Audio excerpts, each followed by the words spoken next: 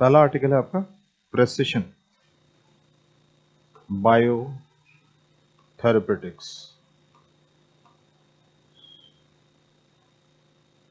कहाँ आएगा ये? GS3 science and take. इसी को प्रेसिशन बायोमेडिसिन भी कहते हैं, precision biomedicine, GS3 science and tech. ठीक है, तो प्रेसिशन मेडिसिन या प्रेसिशन बायोथेरेपेटिक्स होता क्या है? What is it? एक होता है हमारा ट्रेडिशनल मेडिसिन। ट्रेडिशनल मेडिसिन जो यूजुअली हम कंज्यूम करते हैं बीमार पड़ने पे, ठीक है, जैसे कोल्ड कफ है, ठीक है, इस टाइप की जो चीज़ें होती हैं तो हम MBBS MD डॉक्टर के पास जाते हैं। वो क्या करते हैं, वो एक जनरलाइज्ड प्रिस्क्रिप्शन देते हैं जिसमें जो मेडिसिन का नेचर होता है वो क्या होता है, जनरलाइज्ड, डोलो 650, कैलपॉल, ठीक है, इस टाइप की चीज़ें होती हैं। ठीक, तो ये आपकी पर्सनलाइज मेडिसिन होती है। ये पॉपुलेशन एट लार्ज किसी को भी दी जाती हैं, किसी को भी दी जा सकती हैं। So this is normal medical system, this is not normal medical system. दूसरी चीज क्या होती है, प्रेसिशन बायोमेडिसिन या प्रेसिशन बायोथेरेपेटिक्स। इसमें क्या किया जाता है, ये एक प्रकार का मेडिकल सिस्टम है, ये एक प्रकार का मेडिकल सिस्टम है जो कि ऑप्टिमाइज किया जाता है, ऑप्टिमाइज किया जाता है इंडिविजुअल बेसिस पे। इंडिविजुअल बेसिस पे, इंडिविजुअल बेसिस पे कैसे? जेनेटिक या सेल्यूलर, ठीक है, मतलब जो भी व्यक्ति है, जो भी मरीज है, ठीक है, उसकी जो जेनेटिक्स होगी, उसकी जो जेनेटिक्स है पहले वो एनालाइज की जाएगी, वो एनालाइज की जाएगी, जेनेटिक्स सबकी डिफर करती हैं और उसके बेसिस पे उसको क्या थेरेपी देनी है, क्या मेडिसिन देनी है, ये तय किया जाता है। तो ये पूरा जो सिस्टम है, it's a medical system which is optimised. अगर आपको एग्जाम में क्वेश्चन आ जा रहा है तो आप क्या लिखेंगे, आपका जो ये है precision biotherapeutics refers to medical system which is optimized on individual basis। ठीक है, इंडिविजुअल बेसिस क्या होगा, इंडिविजुअल की जो जेनेटिक या सेल्यूलर इंफॉर्मेशन है वो देखी जाएगी और उसके बेसिस पे उसके लिए क्या किया जाएगा, उसके लिए थेरेपी हो गई या मेडिसिन हो गई।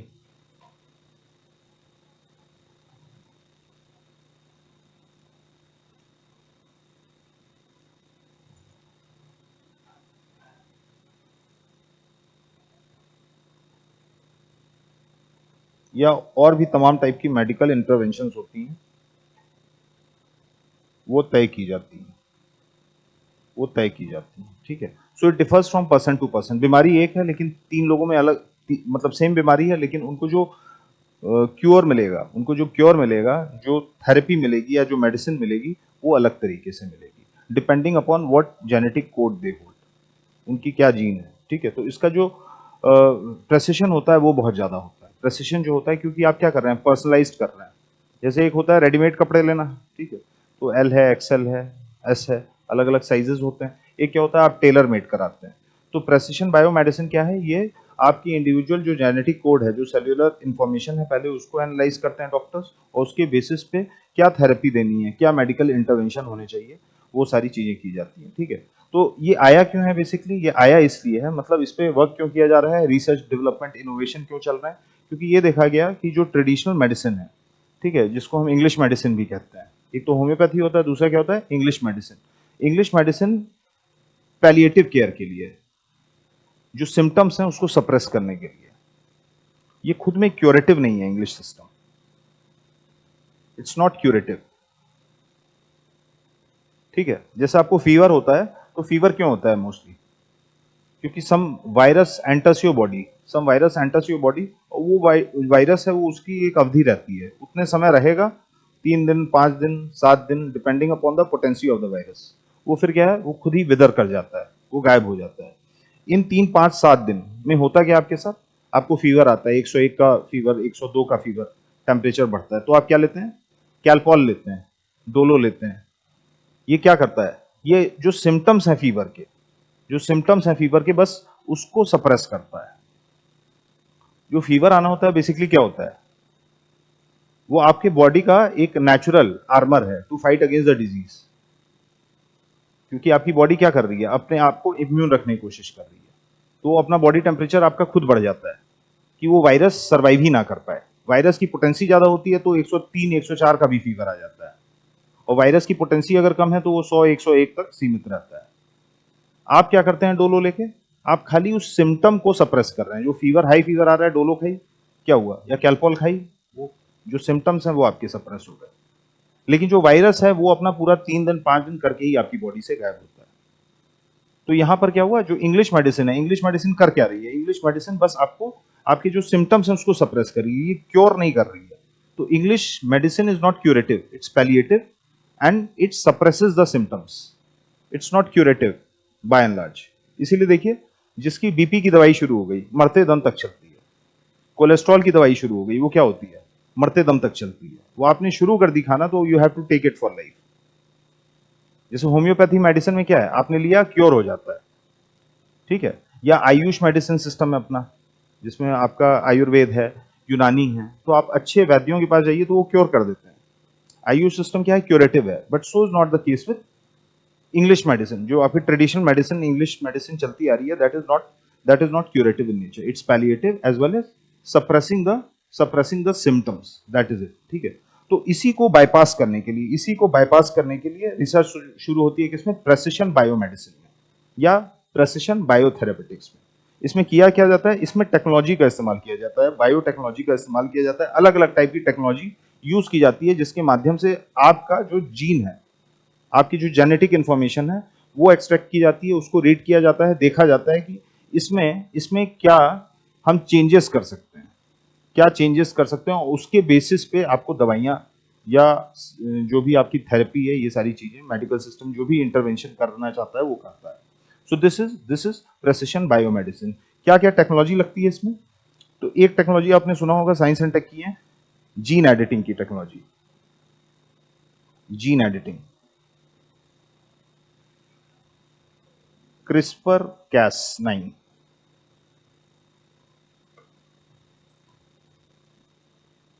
ये क्या करता है, जो आपका जीन है, ठीक है, उसमें से जो एबनॉर्मेलिटी होती है उसको कट कर लेता है। तो जो कैस9 आपको, क्रिस्पर क्या है, क्रिस्पर टेक्नोलॉजी है, क्रिस्पर इज अ टेक्नोलॉजी, ठीक है। और कैस9 जो यूज किया जा रहा है, इसको हम क्या कहते हैं, मॉलिक्यूलर सीजर कहते हैं, कैची,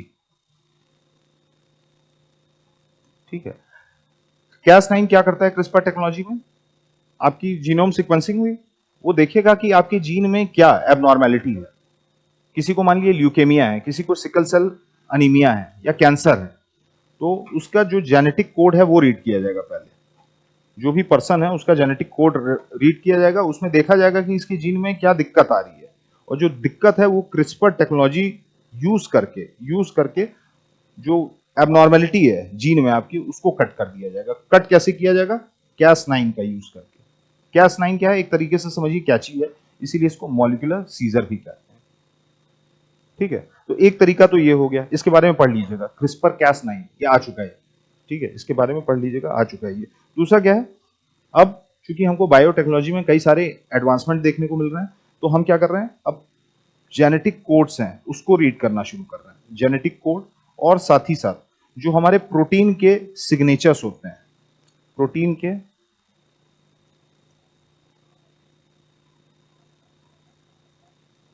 सिग्नेचर होते हैं, उसको हम रीड करना शुरू करते हैं, ठीक है। और उसके बाद बेस्ड अपॉन द एबनॉर्मेलिटी और भी तरीके होते हैं, और भी क्रिस्पर कैस9 एक टेक्नोलॉजी, इसके अलावा और भी टेक्नोलॉजी जिसके माध्यम से हम क्या करते हैं, हम क्योर करते हैं, ठीक है, जो भी एबनॉर्मेलिटी है उसको हटाते हैं। तीसरी चीज क्या है, अब एआई ड्रिवन टेक्नोलॉजी भी आ रही है, AI driven tech is also into picture. तो ये क्या कर रहा है, ये जो बहुत ज्यादा हमें जीनोम सीक्वेंसिंग से डेटा मिल रहा है उसको एनालाइज कर रहा है, अलग अलग पॉपुलेशन ग्रुप्स का अलग अलग डेटा है, क्योंकि इंडिया में या वर्ल्ड ओवर हमको बहुत ज्यादा एथनिक डाइवर्सिटी देखने को मिलती है, ठीक है।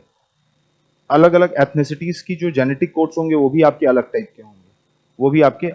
के होंगे, जैसे कुछ कॉन्टिनेंट्स या सब कॉन्टिनेंट्स के लोग हैं, दे आर मोर मस्कुलर, ठीक है, तो उनका जेनेटिक कोड कुछ अलग टाइप का होगा, ठीक है। कुछ लोग जो ठंडी जगह रहते हैं, so they have certain different kind of adaptability, वो ठंड में ज्यादा समय तक रह सकते हैं, they can endure lower degree of temperature, ठीक है।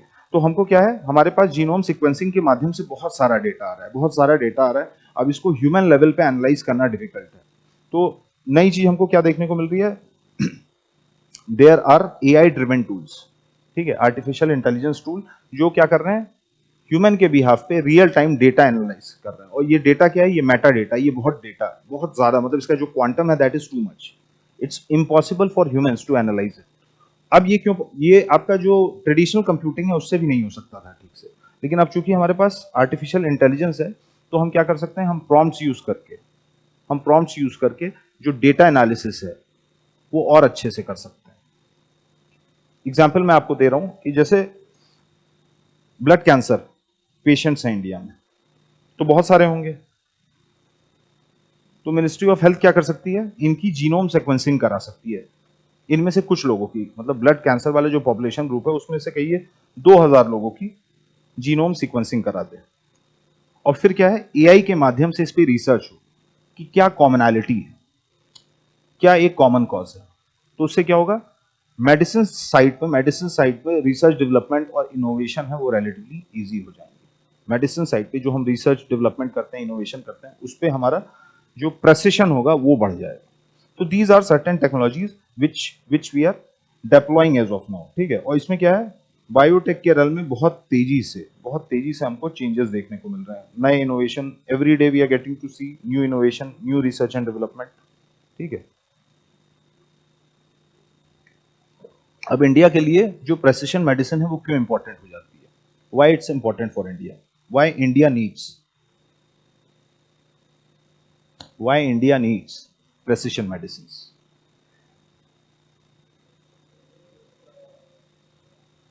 हमको अपना हेल्थ सिस्टम है वो इंप्रूव करना है, ठीक है। हमारा जो हेल्थ बर्डन है वो बहुत ज्यादा है विज़ेवी डेवलप्ड कंट्री। जो हमारा हेल्थ बर्डन है, मतलब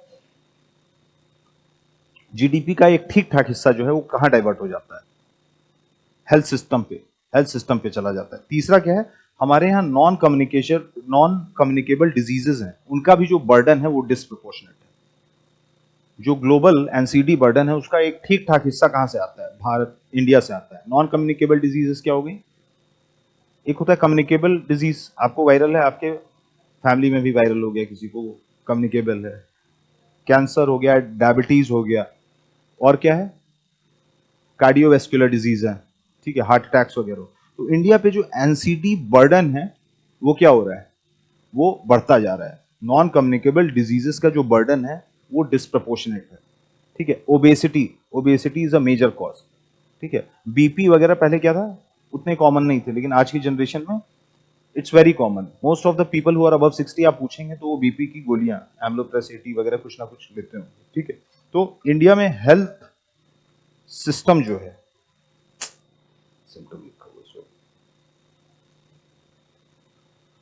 हेल्थ सिस्टम है वो बहुत अच्छा नहीं है, it's not in a very good shape. हमको ये इंप्रूव करना है। प्रेसिशन मेडिसिन क्या कर सकता है, इसको इंप्रूव कर सकता है। हेल्थ बर्डन हमारे ऊपर बहुत ज्यादा है, टीबी का बर्डन बहुत ज्यादा है, कैंसर का बर्डन बहुत ज्यादा है, एचआईवी एड्स का बर्डन बहुत ज्यादा है।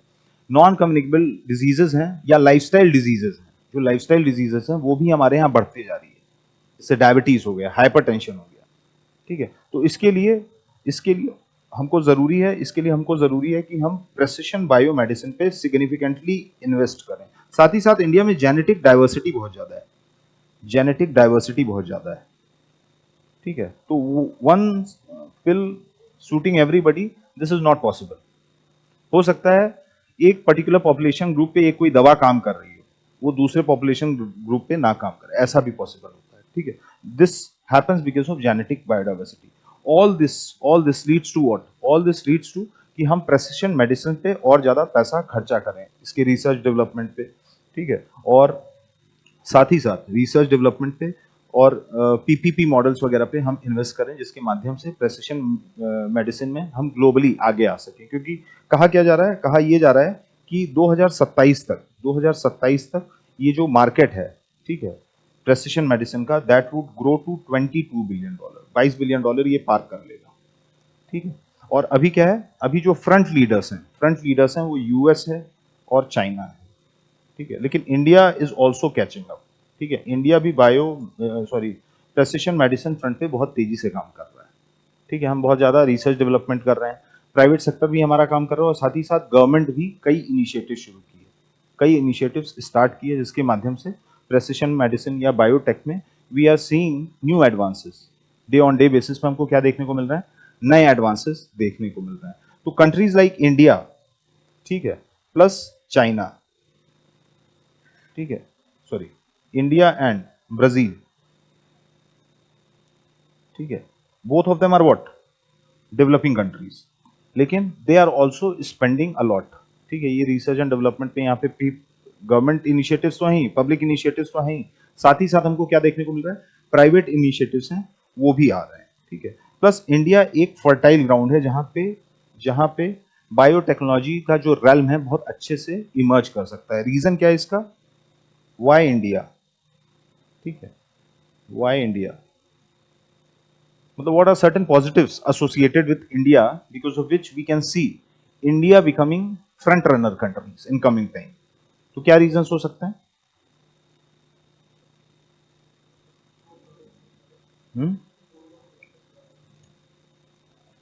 और प्रिसाइज, एक तो हमारे पास स्किल्ड वर्कफोर्स है, we have what, skilled workforce, ठीक है। ठीक ठाक बायोटेक इंजीनियर्स हम प्रोड्यूस करते हैं, ठीक ठाक जो रिसर्च पेपर्स हैं हमारे यहाँ लिखे जाते हैं, ठीक है। तो we have huge pool of skilled workforce, ठीक है। ये क्या है, ये जो फील्ड है, ठीक है, मतलब इसमें टेक भी चाहिए लेकिन ह्यूमन रिसोर्स भी है, वो भी बहुत important. PhD, post doctorates, engineers, biotech engineers, ठीक है, इनकी रिक्वायरमेंट है। इंडिया क्या है, ये भर भर के प्रोड्यूस करता है। दूसरा क्या है, दूसरा हमारे पास बहुत स्ट्रॉन्ग डेटा सेट है। We are a population of 1.5 billion people approximately, ठीक है। तो अगर हम इसका एक साइजेबल पार्ट जीनोम सीक्वेंसिंग के माध्यम से डेटा एनालिसिस में लगा सकते हैं तो it can prove to be a boon in future, ठीक है। इसके लिए गवर्नमेंट ने कुछ इनिशिएटिव शुरू किए हैं, जैसे आपका नाम सुना होगा genome India project, GIP, genome India project, ठीक है, 2020 में शुरू किया गया था। जीआईपी करता क्या है, जीआईपी का काम यह है कि अलग अलग पॉपुलेशन ग्रुप से एक लाइब्रेरी बने 10,000 लोग और उनकी पूरी पूरी जीनोम सीक्वेंसिंग है वो लिस्ट की जाए। तो it's a very costly project which has been institutionalised by home, institutionalised by department of biotechnology, ठीक है।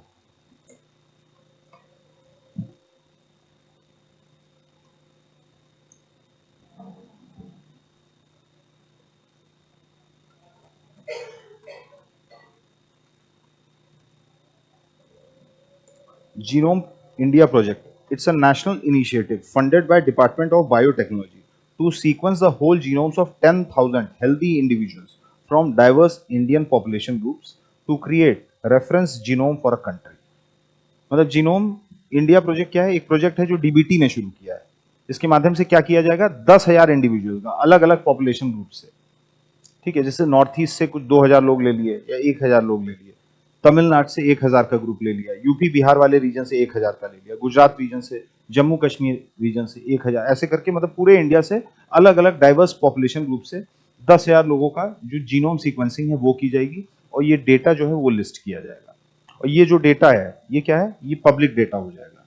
मतलब कुछ पार्ट हो सकता है रेस्ट्रिक्टेड हो, लेकिन इसको रिसर्च में यूज कर सकती हैं प्राइवेट कंपनियां भी, जो दवाइयां बनाती हैं, जो फार्मा मेजर्स हैं, फार्मास्यूटिकल कंपनीज है, वो क्या कर सकती हैं, उन डेटा को यूज कर सकती हैं। गवर्नमेंट के अलग अलग डिपार्टमेंट्स, ठीक है, जैसे अलग अलग इकाइयां हैं, बिराक है जैसे, ठीक है, डिपार्टमेंट ऑफ बायोटेक्नोलॉजी का ये क्या है, एक तरीके का पब्लिक सेक्टर एंटरप्राइज है, ठीक है, वो अपने रिसर्च में यूज कर सकता है। फिर क्या है, the projects goal are to map India's genetic diversity, identify genetic variation, की मतलब इंडियंस की जीन्स कैसे कैसे वेरी करती हैं, कितनी जेनेटिक डाइवर्सिटी है, कितनी जेनेटिक वैरायटी हमको देखने को मिलती है।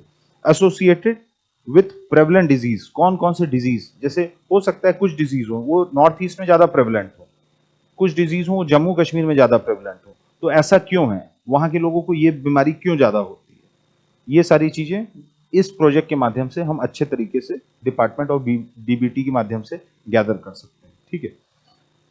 एंड ले the ground work for personalised medicine. Personalised medicine वही जो अभी हम प्रोजेक्ट ये यूज कर रहे हैं, ठीक है, precision medicine and more effective treatments in India. The project is collaboration of 20 institution led by centre for brain research at Indian institute of sciences, ठीक है। तो इसके बारे में थोड़ा सा पढ़ लीजिएगा। जीआईपी, जीनोम इंडिया प्रोजेक्ट, 2020 में ये शुरू हुआ है। ऑब्जेक्टिव क्या है इसका? ऑब्जेक्टिव है इसका 10,000 इंडियंस की अलग अलग पॉपुलेशन ग्रुप से जो जीनोम है उसकी सीक्वेंसिंग करना, जीनोम है उसकी सीक्वेंसिंग करना, ठीक है। तो these are certain positives associated कि हमारे पास स्किल्ड वर्कफोर्स है, हमारे पास डेटा बहुत है, हमारे पास जेनेटिक और एथनिक डाइवर्सिटी बहुत ज्यादा है, और उसको हार्नेस करने के लिए हम क्या किए हैं, हम जीआईपी 2020 जैसे प्रोग्राम्स हैं, जीआईपी 2020 जैसे प्रोग्राम्स हैं उसको रन कर रहे हैं। तीसरी चीज क्या हो जाती है इंडिया के केस में कि we have cost advantage vis-a-vis western countries. हमारे यहाँ टेक्नोलॉजी डेवलप करना, साइंटिस्ट की जो सैलरी है, ठीक है, जो रेम्यूनरेशन है पीएचडी स्कॉलर्स की, वो रिलेटिवली कम विज़-विज़ वेस्ट, ठीक है। तो इस वजह से इंडिया क्या है, इंडिया एक सस्ता बट इफेक्टिव, इंडिया का जो टैलेंट पूल है, जो स्किल्ड वर्कफोर्स है, it's skilled as well, also क्या, ऑल्सो इट्स कॉस्ट एडवांटेज, मतलब यहाँ पे हमको एक कॉस्ट एडवांटेज है वो भी देखने को मिलता है। तो ये क्या है, this lays down a fertile ground, जिसके माध्यम से क्या है कि हम प्रेसिशन मेडिसिन के फोरफ्रंट पे आ सकते हैं। Globally we can come at the forefront of global precision medicine, ठीक है। लेकिन क्या नेगेटिव कंसर्न्स हैं इसके? ये तो पॉजिटिव चीजें हो गई इंडिया के साथ, but there are certain disadvantages as well. क्या होंगे वो डिसएडवांटेजेस जो इंडिया में एक अवरोध का कारण बन सकते हैं प्रेसिशन मेडिसिन में या बायोटेक के एडवांसमेंट के लिए?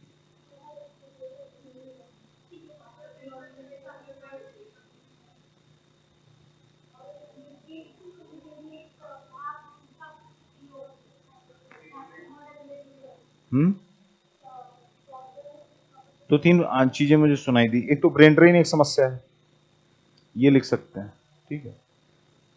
मीन्स में आप आंसर लिखते हैं ऐसे ही खोजना पड़ता है, ठीक है। ब्रेन ड्रेन एक चीज हो गई, और क्या है कि जो बेस्ट दिमाग है हमारे वो बाहर चले जा रहे हैं, वो जर्मनी चले जा रहे हैं, यूएस चले जा रहे हैं, फ्रांस चले जा रहे हैं। इसके अलावा हमारे यहाँ रेगुलेटरी गैप्स बहुत ज्यादा है। वी हैव रेगुलेटरी गैप्स, मतलब आपको अप्रूवल बहुत लेना है, इस डिपार्टमेंट से जाके उस डिपार्टमेंट से, मिनिस्ट्री ऑफ हेल्थ से अप्रूवल लेना है, डिपार्टमेंट ऑफ बायोटेक्नोलॉजी से अप्रूवल लेना है। तो मतलब क्या है, लाइसेंसिंग ये वाला सिस्टम, ब्यूरोक्रेटिक हर्डल्स जो हैं, ब्यूरोक्रेटिक रेटिपिज्म, ये सारी चीजें बहुत ज्यादा है, तो जिसकी वजह से कई सारे रेगुलेटरी गैप्स हैं। तीसरा क्या है, हमारे पास अभी भी इनेबलिंग लॉज नहीं है, we don't have enabling laws, ठीक है। ऐसे कानून जो इसको बढ़ावा दें, इस रेल्म को। अभी क्या है, अभी बहुत हैफेजर्ड तरीके से ये फील्ड है वो ग्रो कर रही है, हमारे पास कोई एक बहुत अच्छी कंसर्टेड नेशनल पॉलिसी नहीं है, ठीक है। तो इसकी वजह से क्या है, रेगुलेटरी गैप है, और साथ ही साथ we don't have enabling laws. फिर क्या है, हाई कॉस्ट, ठीक है। स्किल्ड वर्कफोर्स है वो हमारे पास अवेलेबल है, स्किल्ड वर्कफोर्स है दैट इज अवेलेबल, लेकिन इसमें क्या है, लैब्स चाहिए, लैब्स में आपको मशीन्स चाहिए, ठीक है, वो बहुत महंगी है। तो high cost and we have limited infrastructure, we have what, limited infrastructure.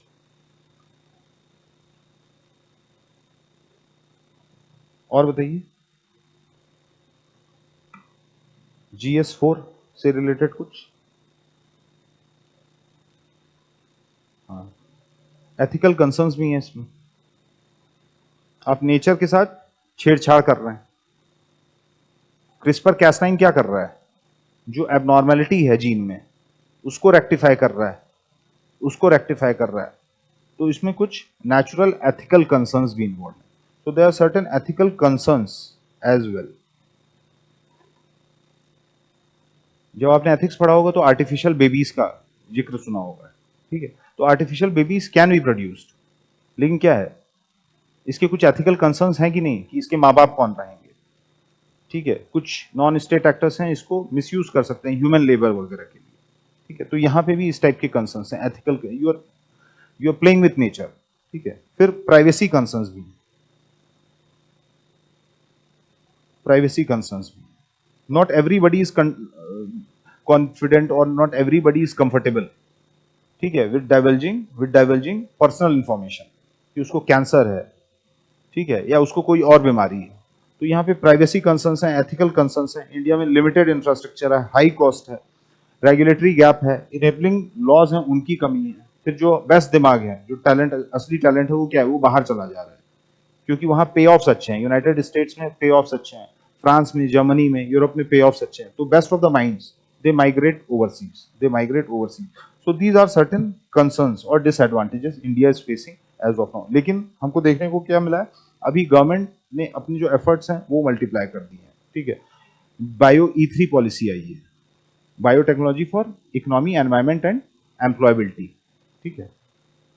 इसके अलावा अभी हमने क्या देखा, ऊपर जीनोम इंडिया प्रोजेक्ट हमने शुरू किया है। We have also started genome India project, ठीक है।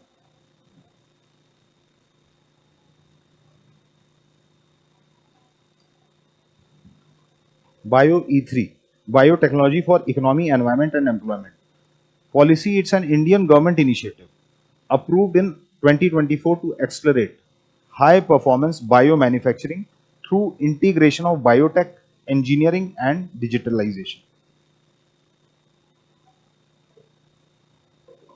ठीक है। काम क्या है इसका, it aims to foster economic growth, promote environmental sustainability and create employment. मतलब बायोटेक्नोलॉजी का इस्तेमाल हम कैसे कर सकते हैं इकोनॉमी, अर्थव्यवस्था को बढ़ाने के लिए, विकसित भारत 2047 का लक्ष्य अटेन करने के लिए। हमने ये देखा 2027 में ये मार्केट जो है, ग्लोबल मार्केट है, इसका $22 बिलियन ब्रीच कर जाएगा। तो इंडिया क्या कर सकता है, इंडिया कंसल्टेड पॉलिसीज बना के, प्रिसाइज पॉलिसीज बना के इस $22 बिलियन का मार्केट का एक ठीक ठाक सिग्निफिकेंट हिस्सा जो है वो अपने पास ला सकता है। दूसरा क्या है, एनवायरमेंट। बायोटेक्नोलॉजी को इस पॉलिसी के तहत एनवायरमेंट रिलेटेड जो चेंजेस हैं उसको कैसे रोका जा सकता है, ठीक है, क्लाइमेट चेंज कैसे रोका जा सकता है। अब देखिए वो एरियाज, ट्रेडिशनली वो एरिया जहां बारिश होती थी, अब वहां क्या है, सूखा पड़ रहा है, ठीक है, डेजर्टिफिकेशन बढ़ रहा है। तो अब हमको जो सीड्स चाहिए वो क्या चाहिए, क्लाइमेट रेजिलिएंट सीड्स चाहिए, ठीक है, ड्रॉट प्रूफ सीड्स चाहिए। तो वो कैसे होंगी, वो बायोटेक्नोलॉजी के माध्यम से कर सकते हैं। तो दूसरा है एनवायरमेंट, और तीसरा क्या है, जब आप इन सारे फ्रंट्स पे पैसा इन्वेस्ट करेंगे, इकोनॉमी को बढ़ावा देने के लिए, बायोटेक के लिए, एनवायरमेंट को, तो आप एम्प्लॉयमेंट भी क्रिएट करेंगे। तो बायो E3 पॉलिसी क्या है, 2024 में स्टार्ट की गई एक पॉलिसी है जिसका काम क्या है, इकोनॉमिक ग्रोथ फोस्टर करना, एनवायरमेंटल सस्टेनेबिलिटी मतलब सस्टेनेबल डेवलपमेंट की ओर इशारा, और creating employment for developing new technology, products and bio based processes across 6 sectors पे फोकस है इसका। पहला क्या है, smart proteins and functional foods, ठीक है, इस पे एक आर्टिकल करेंगे हम, क्योंकि फंक्शनल फूड क्या था, अभी इंडियन एक्सप्रेस में आया हुआ था कुछ टाइम पहले, ठीक है। फिर क्या है, high value based chemicals and enzymes, press, ये देखिए तीसरा जो है प्रेसिशन बायोथेरेपेटिक्स, जो टॉपिक अभी हम कर रहे हैं। तो प्रेसिशन बायोथेरेपेटिक्स जो है, that is one of the six key areas identified under bio E3 policy, ठीक है। तो ये हो गया आपका क्या, कि व्हाट आर डिसएडवांटेजेस एसोसिएटेड, क्या क्या डिस्कस कर लिया हमने, बायोथेरेपेटिक्स होते क्या हैं, ठीक है, बायोथेरेपेटिक्स क्यों जरूरी है आज के समय में, क्योंकि ट्रेडिशनल मेडिसिन कई फ्रंट्स पे फेल कर जाती है, ठीक है। इंडिया के लिए क्यों जरूरी है, हमने बात की, जेनेटिक डाइवर्सिटी बहुत ज्यादा है, जो हमारा एनसीडी का बर्डन है वो बहुत ज्यादा है, नॉन कम्युनिकेबल डिसीजेज उनका बर्डन बहुत ज्यादा है, जो हमारा हेल्थ सिस्टम है that is not up to the mark, global benchmark से अभी बहुत दूर है वो, ठीक है। तो हमको क्या करना है, अपने एफर्ट्स हैं उनको रैंप अप करना है, उनको बढ़ाना है, ठीक है। इसके लिए क्या है, इंडिया के पास कई कई एडवांटेजेस हैं, वो हमने डिस्कस की। स्किल्ड वर्कफोर्स है हमारे पास, दूसरा क्या है, डेटा है, बता रहा हूं, इस आपका स्किल्ड वर्कफोर्स है, और क्या क्या डिस्कस किया था हमने, डेटा सेट है हमारे पास, क्योंकि हमारे पास एथनिक डाइवर्सिटी बहुत ज्यादा है, we are population of 1.5 billion. लेकिन डिसएडवांटेजेस भी हैं, डिसएडवांटेजेस क्या है, ब्रेन ड्रेन, जो सबसे अच्छा दिमाग है वो हमारा बाहर चला जाता है, ठीक है, रेगुलेटरी गैप्स, इनेबलिंग लॉज, अभी हमारे पास क्या है, एक गवर्नेंस का वैक्यूम है, गवर्नेंस का वैक्यूम बना हुआ है कि how to go about it, कोई एक नेशनल स्ट्रैटेजी नहीं है, कोई पॉलिसी डायरेक्शन नहीं है क्लियर कट, अगर है भी तो वो क्या है, पीसमील है। हालांकि बायो E3 क्या है, बायो E3 पॉलिसी आ गई है, लेकिन ये क्या है, ये बहुत सारे एरियाज कवर की हुई है, बहुत सारे एरियाज कवर की हुई है, ठीक है, ये 6 जो हमने की एरियाज देखे जिसमें से प्रेसिशन बायोथेरेपेटिक्स एक एरिया था। ठीक है, तो ये क्या है, ये हैफेजर्डनेस एक लेके आ रहा है। अभी हमको क्या चाहिए, एक नेशनल स्ट्रैटेजी चाहिए। नेशनल स्ट्रैटेजी हम लैक कर रहे हैं। ठीक है, so what can be done, क्या किया जा सकता है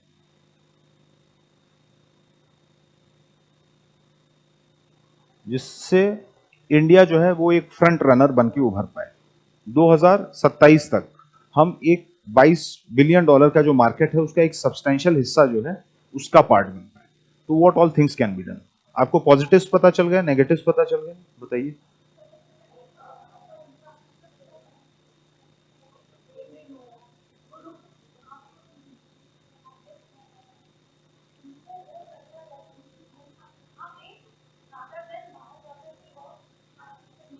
एक पॉइंट ये हो गया, ठीक है।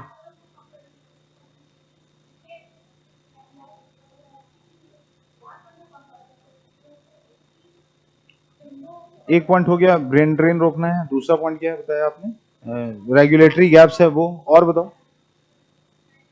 R&D इनोवेशन बढ़ाना है, और अब देखिए इस टाइप का क्वेश्चन कभी भी आए व्हाट कैन बी डन, तो आपको क्या करना है, बर्ड्स आई व्यू लेना है, फिर नीचे उतरना है। व्हाट कैन बी डन मतलब हैफेजर्डनेस नहीं रहनी चाहिए, एग्जामिनर को लगे चीजें ऑर्गेनाइज्ड है। तो सबसे पहले ऊपर के लेवल पे हमको क्या चाहिए, एक नेशनल स्ट्रैटेजी चाहिए। नेशनल स्ट्रैटेजी कि मतलब हमारे पास एक पॉलिसी डायरेक्शन हो, हमारे पास एक पॉलिसी डायरेक्शन हो कि आगे करना क्या है, अगले 5 साल, अगले 10 साल का क्या विजन होना चाहिए, अलग अलग सेक्टर्स कैसे कंट्रीब्यूट कर सकते हैं, पब्लिक सेक्टर कितना फंड करेगा, बजट हम बना दें 10 साल, हम इतने हजार करोड़, इतने लाख करोड़ रुपए इन्वेस्ट करेंगे, उसके माध्यम से हम क्या करेंगे, इंस्टीट्यूट ऑफ एमिनेंस बनाएंगे, नए लैब्स खोलेंगे जो वर्ल्ड क्लास लैब्स होंगे। ठीक है, इस टाइप की चीजें हैं। ठीक है, दूसरा क्या, प्राइवेट सेक्टर के लिए क्या रोल रहेगा, प्राइवेट सेक्टर भी एक इंपॉर्टेंट स्टेक होल्डर है, इंपॉर्टेंट प्लेयर है, वो भी अपना रिसर्च करता है। इंडिया क्या है, generic medicine capital of the world है, सबसे ज्यादा जेनरिक मेडिसिन हमारे ही यहाँ बनती है। ठीक है, तो हम क्या कर सकते हैं, वैल्यू चेन में ऊपर बढ़ सकते हैं, हम खुद के पेटेंट्स, खुद के R&D कर सकते हैं। तो प्राइवेट सेक्टर का क्या रोल होना चाहिए अगले 10 साल, 15 साल, 5 साल, ये तय किया जाए। फिर दूसरा, हम कैसे क्लब कर सकते हैं, पब्लिक प्राइवेट पार्टनरशिप के माध्यम से हम कैसे क्लब कर सकते हैं, फोर्स मल्टीप्लायर का काम कैसे PPP मॉडल कर सकता है। तो ये सारी चीजें कैसे तय होंगी, ये होंगी आपकी नेशनल स्ट्रैटेजी से। आपके पास एक नेशनल पॉलिसी डायरेक्शन होना चाहिए, एक चीज। दूसरा क्या है, दूसरा ये है कि उसके बाद हम बायो बैंकिंग लॉज बनाएं, बायो बैंकिंग लॉज। दूसरा पार्ट था ना कि रेगुलेटरी गैप नहीं है हमारे, रेगुलेटरी गैप एग्जिस्ट करता है, गवर्नेंस वैक्यूम है। तो जीनोम सीक्वेंसिंग आप कर रहे हैं, अब ये डेटा कैसे यूज किया जाए, हो सकता है हर कोई कंफर्टेबल ना हो अपना डेटा डाइवर्ज करने में। मान लीजिए किसी को कैंसर है एंड ही और शी डजंट वांट कि world should know about it, तो हमारे पास क्या है, हमारे पास कम से कम डेटा प्रोटेक्शन जैसी चीज भी होनी चाहिए। यहाँ पे भी जैसे IT रल में हम डेटा प्रोटेक्शन देखते हैं, यहाँ पे भी हमारे पास डेटा प्रोटेक्शन जैसा कुछ होना चाहिए। तो हमारे पास रोबस्ट बायो बैंकिंग लॉज होने चाहिए, मतलब एडहॉकिज्म या नीजक रिएक्शन की चीजें ना चलें। तीसरा क्या है, एक अप्रूवल रजीम बनानी चाहिए। अप्रूवल रजीम मतलब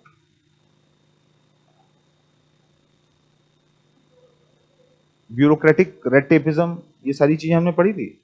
ब्यूरोक्रेटिक हर्डल्स, हर चीज के लिए अप्रूवल लेना है, हर चीज के लिए लाइसेंस लेना है। तो उसमें एक एडहॉकिज्म आता है, पता चला आप लैब में रिसर्च कर रहे हैं, आपका काम क्या होना चाहिए, रिसर्च करना होना चाहिए, लेकिन आप इस डिपार्टमेंट भी भाग रहे हैं, उस डिपार्टमेंट वो 50,000 मांग रहा है, वो 2 लाख रुपए मांग रहा है। तो ये क्या कर रहा है, ये आपके आइडिया को ग्राउंड लेवल पे इंप्लीमेंट होने से रोक रहा है।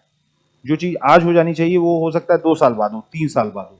Y, because of bureaucratic hurdles. ठीक है, तो एक अप्रूवल रजीम होनी चाहिए, मतलब उसमें स्टेप्स होने चाहिए, और ये फ्रेमवर्क के तहत जो अप्रूवल है, ऐसा नहीं है कि अप्रूवल हटा देने हैं, लेकिन अप्रूवल कैसे हो, टाइम बाउंडेड हो, ह्यूमन डिस्क्रेशन है वो आपका कम हो। ठीक है, तो एक अप्रूवल रजीम जिसमें CDSCO, CDSCO क्या है, central drug standard control organisation, ये रेगुलेटर है जो ड्रग रजीम को कंट्रोल करता है, इंडिया में ड्रग रजीम को कंट्रोल कर सकता है। तो CDSCO क्या कर सकता है, एक अप्रूवल रजीम ला सकता है कि प्रेसिशन बायोमेडिसिन में हमको कैसे धीरे धीरे एडवांस करना है।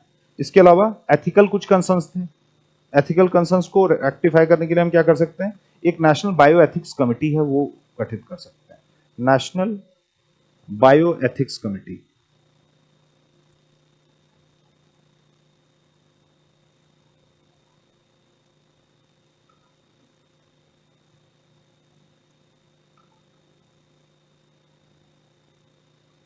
जिसका काम क्या होगा, जो एथिकल कंसर्न्स हैं, जो या प्राइवेसी कंसर्न्स भी मान लीजिए, इनको देखना कि इंडिविजुअल जो है उसके जो राइट्स हैं वो आपके उनका हनन ना हो,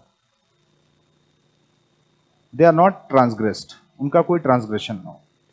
तो ये सारे कुछ स्टेप्स लिए जा सकते हैं, और भी जैसे कई पॉइंट्स हैं, ये तो मैंने आपको कुछ पॉइंट्स बताए, और भी पॉइंट्स आप लिख सकते हैं। जैसे ब्रेन ड्रेन को रोकने के लिए हम क्या कर सकते हैं, सरकार कुछ स्कीम निकाल सकती है, सरकार कुछ स्कीम निकाल सकती है जिससे वो रिटेन कर पाए, ब्रेन ड्रेन को आपका अरेस्ट किया जा सके, ठीक है। तो उसके लिए लैब्स पे या इंफ्रास्ट्रक्चर पे जो स्पेंडिंग है वो हम बढ़ा सकते हैं। एक फ्रेमवर्क बना सकते हैं, किसका, पीपीपी फ्रेमवर्क फॉर बायोटेक, कि पब्लिक सेक्टर मतलब सरकारी और निजी क्षेत्र कैसे साथ आके एक फोर्स मल्टीप्लायर का काम कर सकते हैं।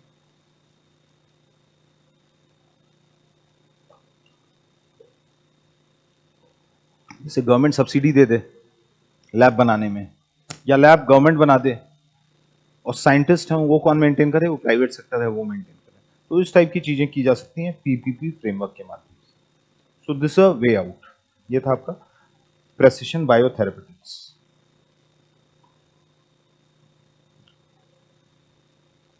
अगला जो आर्टिकल है दैट इज इंटरनेशनलाइजेशन ऑफ रूपी।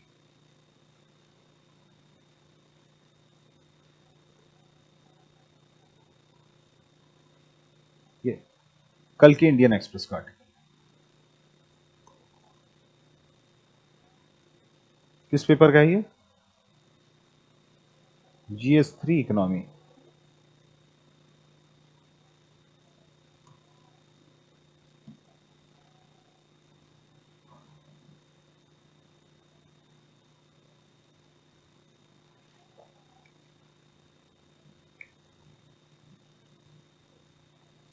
इंटरनेशनलाइजेशन ऑफ रुपीज होता क्या है, व्हाट इज इंटरनेशनलाइजेशन ऑफ रूपी?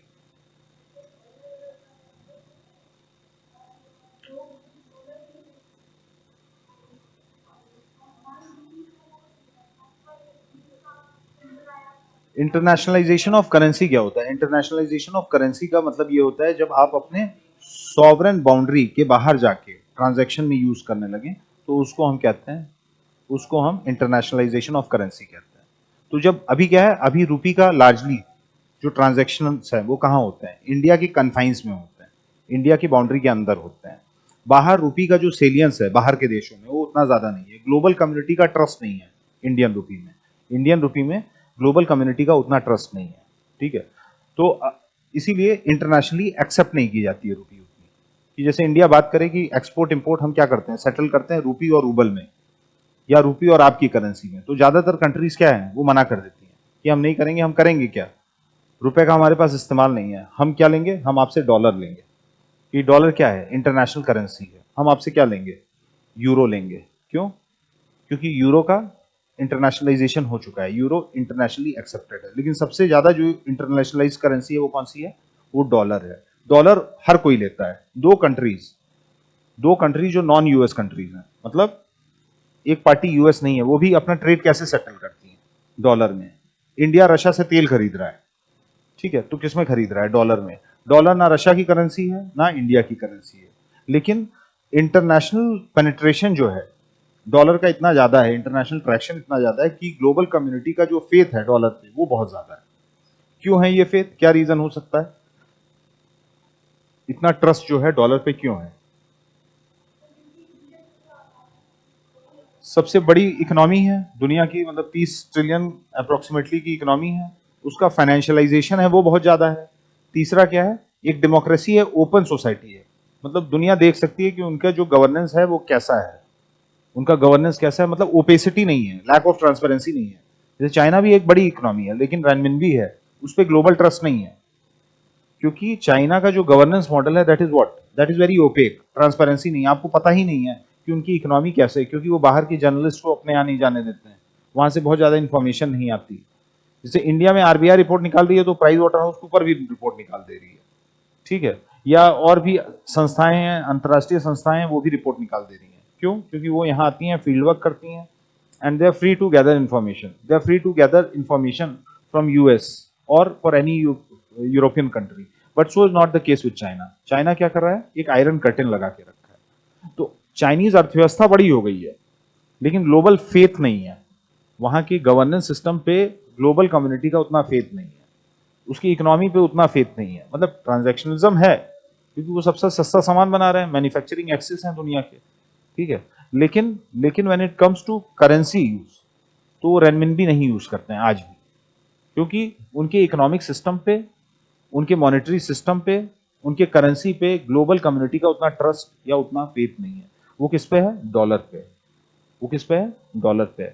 ऑफ लेट हमने क्या देखा है? ऑफ लेट हमको ये देखने को मिला है कि जियो पॉलिटिकल टेंशन बहुत ज्यादा बढ़ गई हैं। जियो पॉलिटिकल टेंशन हैं वो बहुत ज्यादा बढ़ गई हैं, जिसकी वजह से करेंसी रेट फ्लक्चुएशंस हैं बहुत तेजी से हो रहे हैं। करेंसी रेट फ्लक्चुएशंस हैं वो बहुत तेजी से हो रहा है। Currency rate fluctuation international trade के लिए या इन्वेस्टमेंट फ्लो के लिए बहुत खतरनाक होते हैं या खराब होते हैं। क्यों?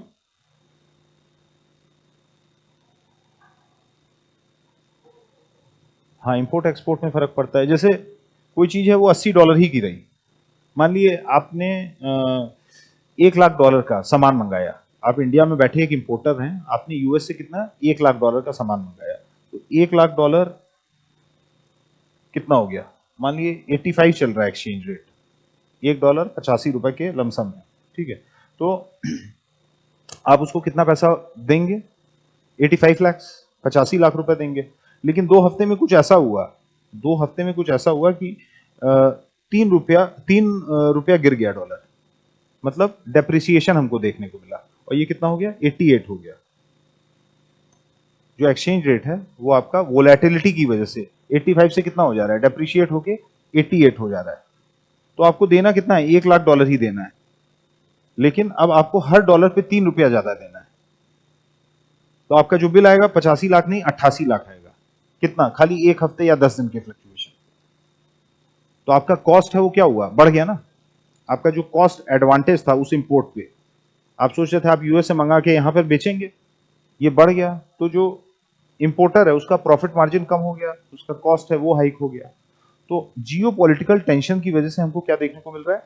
करेंसीज में वोलेटिलिटी देखने को मिल रही है, करेंसीज में वोलेटिलिटी या एक्सचेंज रेट में हमको एक वोलेटिलिटी देखने को मिल रही है। तो इंडिया इससे परेशान, ठीक है, इंडिया इससे एक तो परेशान है क्योंकि जियोपॉलिटिकल टेंशंस हैं, दुनिया है अब आपका रिट्रीट कर रही है किससे? ग्लोबलाइजेशन से। The world is also retreating from globalisation, तो ट्रेड्स हैं वो भी कम हो रहे हैं, एक दूसरे पे जो ट्रस्ट था पहले वो भी कम हो रहा है। तीसरी चीज क्या है? ट्रंप का आ जाना। ट्रंप के आने की वजह से हमको क्या देखने को मिला? टैरिफ वॉर वगैरह तो देखने को मिला ही, तो इसकी वजह से जो इकोनॉमिक एनवायरमेंट है वो बहुत अनसर्टेन हो गया।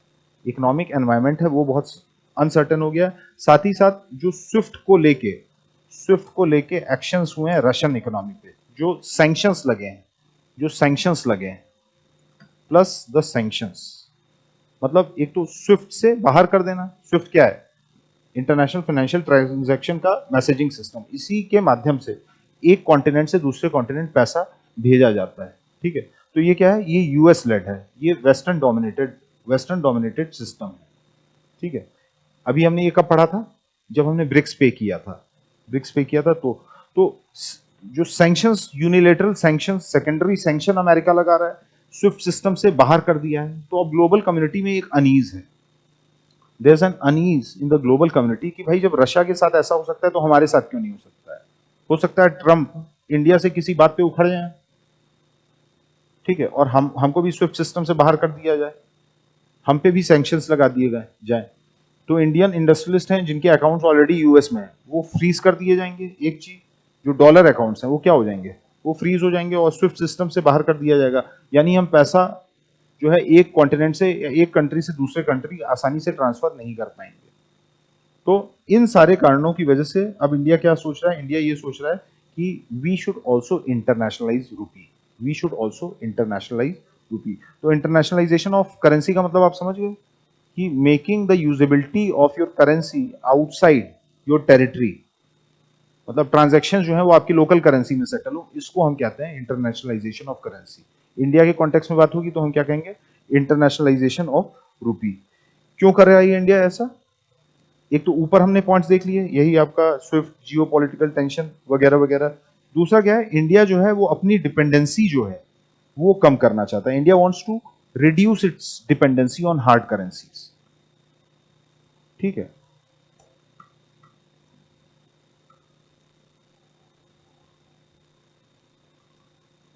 On hard currency, hard currencies क्या हो गई?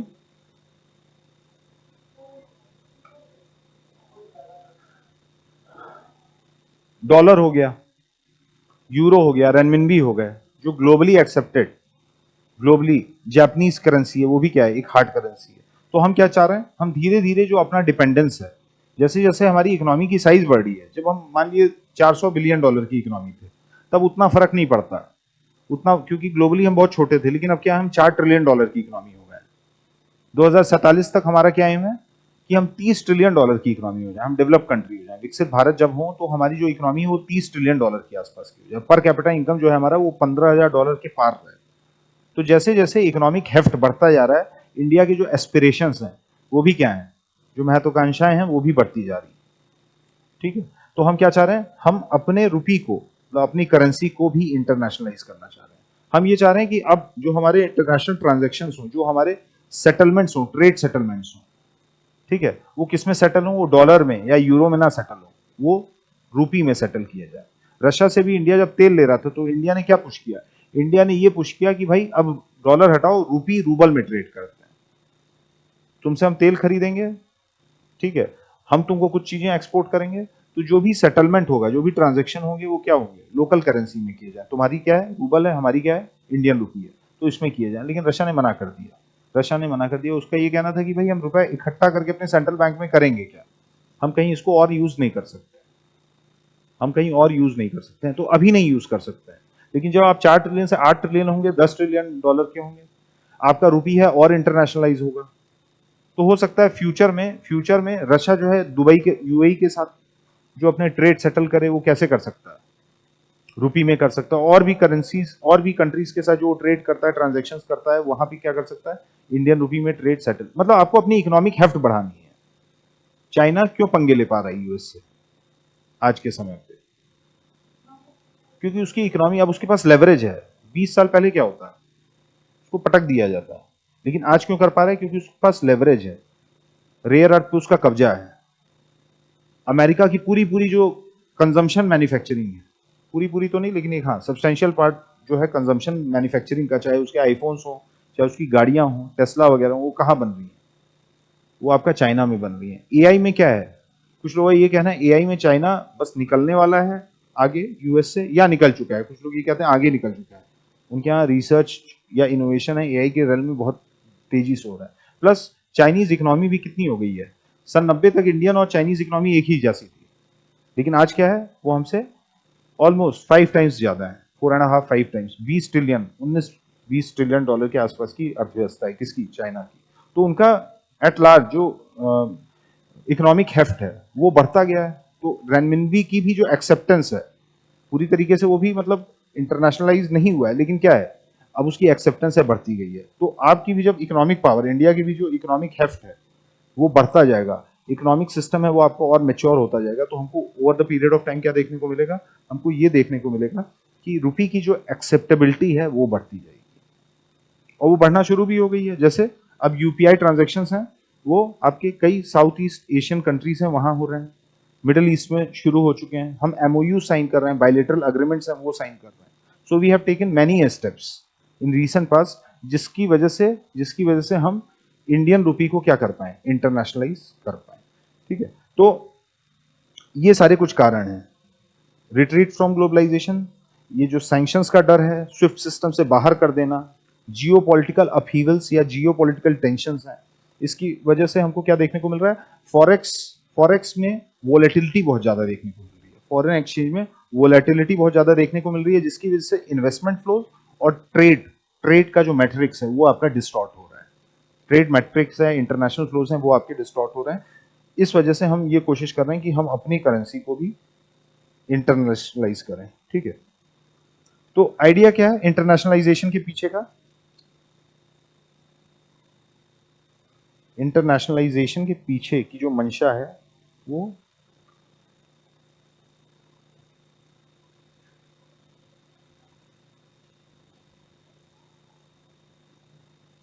लार्जली तीन है। एक क्या कि हमको जो एक्सेसिबिलिटी है वो बढ़ानी है। We have to increase the accessibility, कि ज्यादा से ज्यादा लोग एक्सेस करें किसको? Indian currency. दूसरा क्या है, हमको इसकी यूजेबिलिटी भी बढ़ानी है। यूजेबिलिटी बढ़ेगी तभी लोग इसको एक्सेस करना चाहेंगे। यूजेबिलिटी है वो बढ़ेगी तभी लोग इसको एक्सेप्ट करना चाहेंगे। तीसरी चीज क्या है, एक्सेप्टेबिलिटी भी लानी है।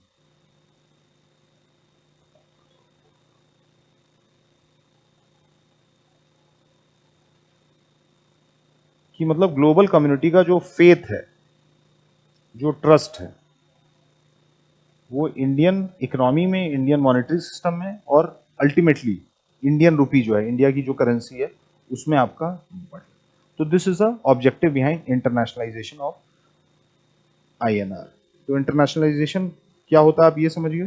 ठीक है, इसके एडवांटेजेस क्या होंगे? What are the advantages associated?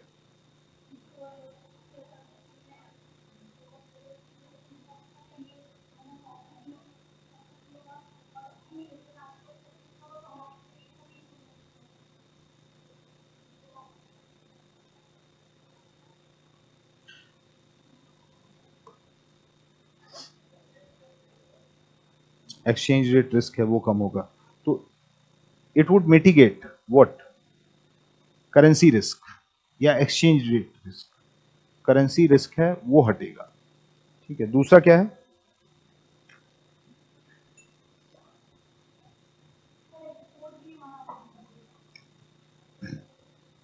जो कॉस्ट ऑफ डूइंग बिजनेस है वो भी हमारी कम होगी। अभी क्या है, आपको कहीं जाना है, यूरो ट्रिप मारने जाना है, या आपको किसी और कंट्री जाना है, तो आप क्या करेंगे?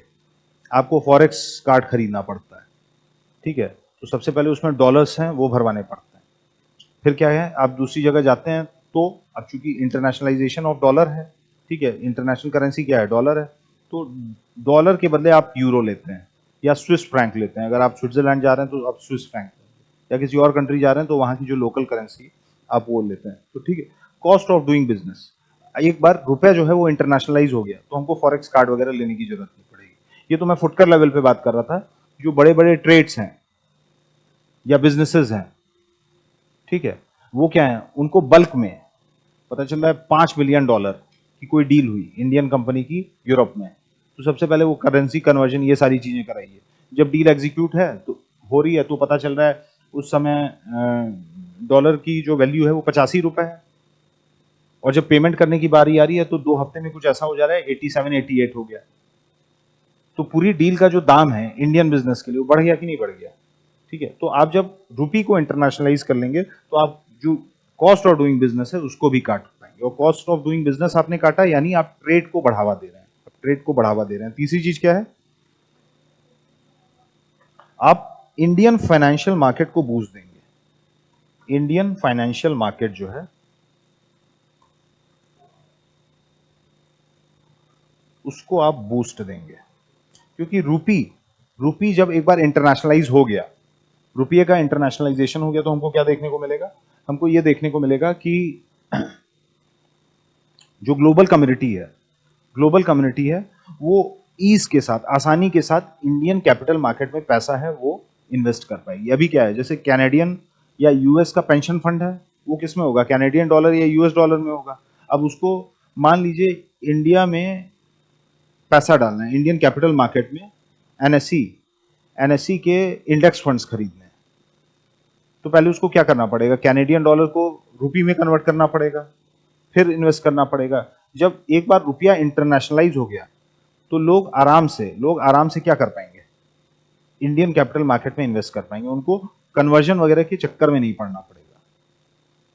जैसे देखिए ग्लोबल कम्युनिटी है, वो यूएस के जो स्टॉक्स हैं, जो नेस्डेक पे लिस्टेड स्टॉक्स हैं, वो भी आसानी से खरीद लेते हैं। जैसे टेस्ला का आपको स्टॉक खरीदना है, एनवीडिया का स्टॉक, इंटेल का आपको स्टॉक खरीदना है, तो आप आसानी से खरीद लेते हैं।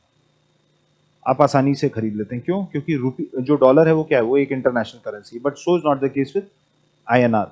तो एक बार आपने रुपये को इंटरनेशनलाइज किया तो आप इंडियन फाइनेंशियल मार्केट है उसको भी मैच्योर बनाएंगे, उसको भी एक इम्पेटस मिलेगा, बूस्ट मिलेगा। और बताइए, इंडिया के लिए डेफिसिट फाइनेंसिंग है वो बहुत आसान हो जाएगी।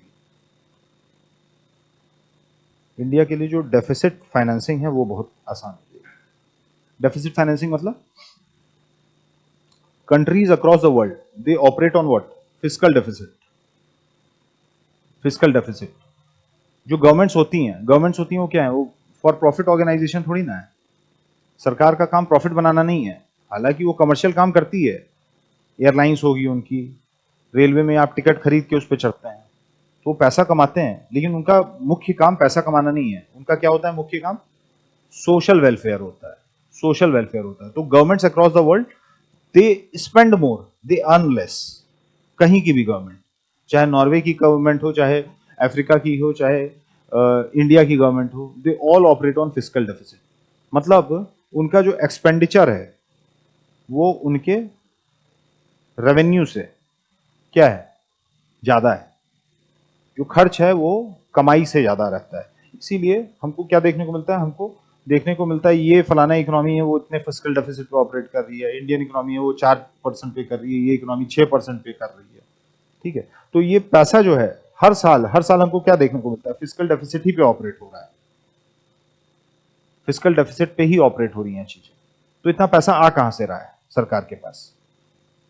इसी का कुमुलेटिव क्या होता है? डेट टू जीडीपी हो जाता है। Debt to GDP. जैसे फिस्कल डेफिसिट एक साल का खर्चा होता है। फिस्कल डेफिसिट जो है वो एक साल, एक फिस्कल ईयर में सरकार ने कितना पैसा कमाया और कितना खर्च किया, इसका जो अंतर है इसको हम क्या कहते हैं? Fiscal deficit. Fiscal deficit. लेकिन ये क्या है? हर साल कुमुलेट होता जा रहा है, हर साल एग्रीगेट होता जा रहा है। तो ये क्या बन जाता है? ये डेट टू जीडीपी बन जाता है। तो fiscal deficit is a yearly construct, मतलब एक फिस्कल ईयर में कितना आया कितना गया ये देखा जाता है। लेकिन डेट टू जीडीपी में मतलब अभी तक कितना डेट हम अपने ऊपर ले चुके हैं। सन 96 से जो चलता आ रहा है डेट, या सन 2001 से जो डेट चलता आ रहा है, वो फिस्कल डेफिसिट में काउंट नहीं किया जाएगा, वो डेट टू जीडीपी रेशियो में काउंट किया जाएगा। ठीक है, तो countries around the world they have huge debt to GDP ratio as well as fiscal deficit. ये पैसा वो ला कहां से रही है? भाई खर्चा कर रही है तो कहीं से ला रही होंगी ना। तो ये पैसा आता है आपका डेफिसिट फाइनेंसिंग से। डेफिसिट फाइनेंसिंग गवर्नमेंट क्या करती है? बॉन्ड्स फ्लोट करती है, G-Secs, गवर्नमेंट सिक्योरिटीज आपने सुना होगा, या गवर्नमेंट बॉन्ड्स होता है। इससे क्या होता है? उससे मतलब फंड्स मोबिलाइज करने का तरीका है। किससे मोबिलाइज करती है? हमसे, आपसे। तो हम क्या करते हैं? ये सिक्योरिटीज हैं, ये बॉन्ड्स हैं, वो खरीदते हैं, और उसके एवज में सरकार हमको क्या देती है? कुछ इंटरेस्ट पेमेंट देती है। इसीलिए हम क्या करते हैं? उसको खरीदते हैं। तो डेफिसिट फाइनेंसिंग जो है अभी तक हमको क्या देखने को मिला है? लार्जली डोमेस्टिक रही है इंडिया में। It has largely been domestic in nature. ठीक है, मतलब इंडिया ही में खरीदे बेचे जाते हैं गवर्नमेंट सिक्योरिटीज। अब बाहर भी होने लगा है, लेकिन उतनी तेजी से नहीं हुआ है। एक बार हम रुपया को इंटरनेशनलाइज कर दिए तो इंडियन गवर्नमेंट जो है वो Indian government bonds, government securities है, बाहर के मार्केट में भी फ्लोट कर सकती है। तो यूएई में बैठा कोई इन्वेस्टर, कोई हेज फंड मैनेजर, या कोई इन्वेस्टमेंट बैंकर यूरोप में बैठा हुआ है, जूरिक में बैठा हुआ है, बर्लिन में बैठा हुआ है, वो क्या कर सकता है? वो और आसानी से, ऐसा नहीं कि ये लोग गवर्नमेंट सिक्योरिटी में पैसा नहीं डालते हैं, लेकिन अभी क्या एक बैरियर है कि पहले डॉलर में कन्वर्ट करो फिर आओ। लेकिन एक बार रुपया इंटरनेशनलाइज हो गया तो जो ईज है, ठीक है, वो बढ़ जाएगी। तो this would also help government in deficit financing. बाहर से जो फाइनेंसिंग होगी वो क्या होगी? वो सस्ती भी होगी। इंडिया में इंडियंस को बॉन्ड बेच के गवर्नमेंट जो इंटरेस्ट पेमेंट देगी उससे बहुत कम इंटरेस्ट पेमेंट उसको यूरोपियन इन्वेस्टर से उनको देनी पड़ेगी।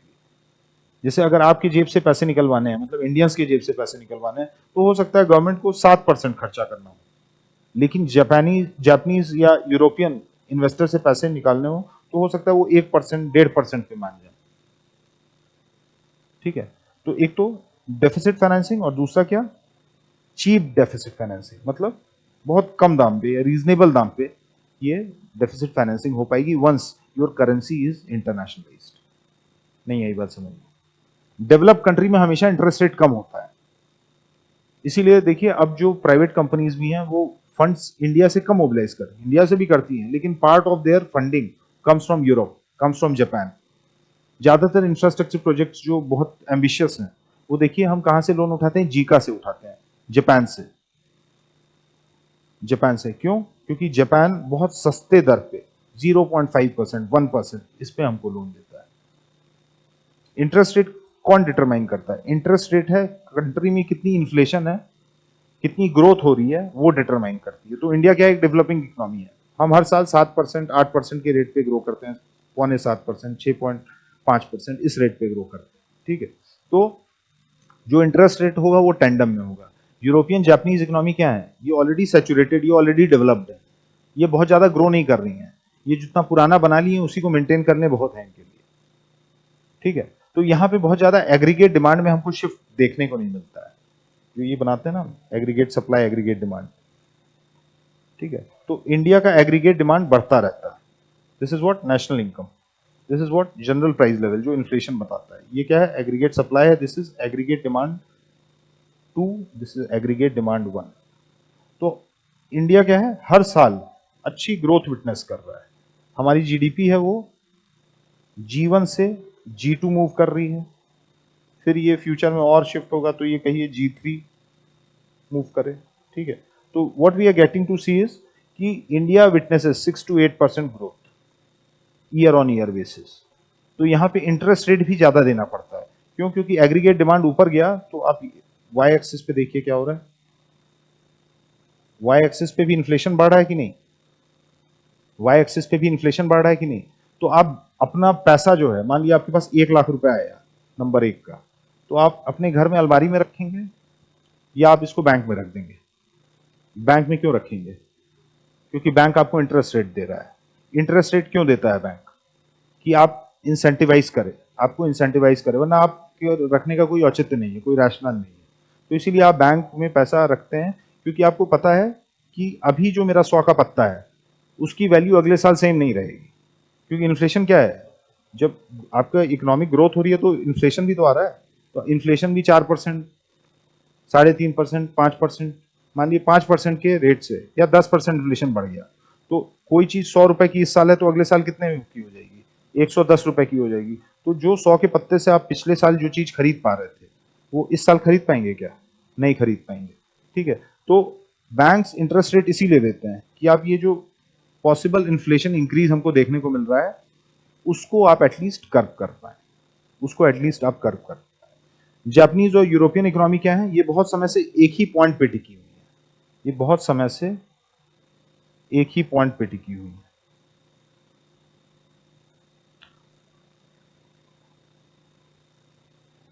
ठीक है।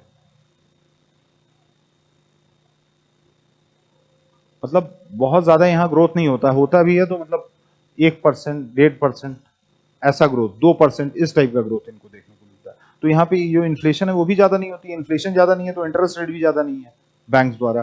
कई जगह तो ऐसा है कि बैंक में रखने के लिए आपको पैसा देना पड़ता है, कई इंटरनेशनल जुरिस्डिक्शन ऐसे हैं जहां पर नेगेटिव इंटरेस्ट रेट्स हैं, कि आप 1 लाख रखेंगे, अगले साल आएंगे तो पता चला 99,000 है, 98,000 रुपए, वहां नेगेटिव इंटरेस्ट रेट पे डेवलप कर। तो वो क्या करते हैं, ऐसे इन्वेस्टर्स हैं जो ऐसे कंट्रीज में बैठे हैं, वो अपने एफडी नहीं कराएंगे, वो कोशिश करेंगे वो जो डेवलप्ड इमर्जिंग मार्केट है जहां 6%, 7%, 8% की ग्रोथ रेट आ रही है वो आ रही है।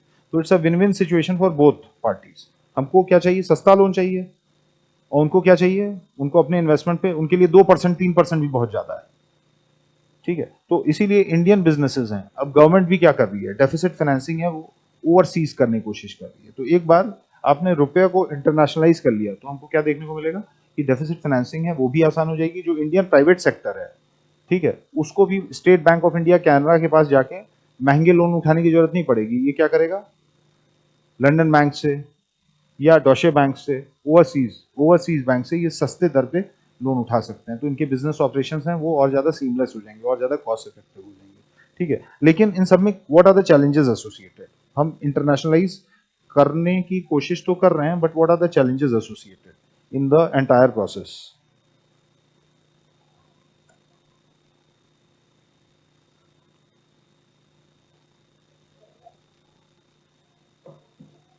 क्या अवरोध हैं?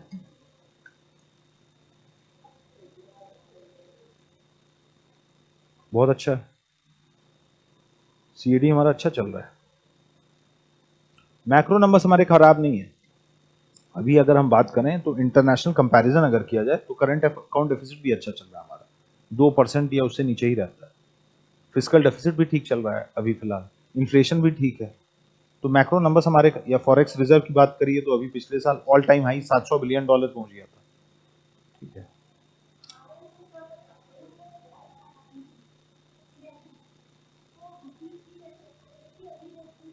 ये पॉइंट है।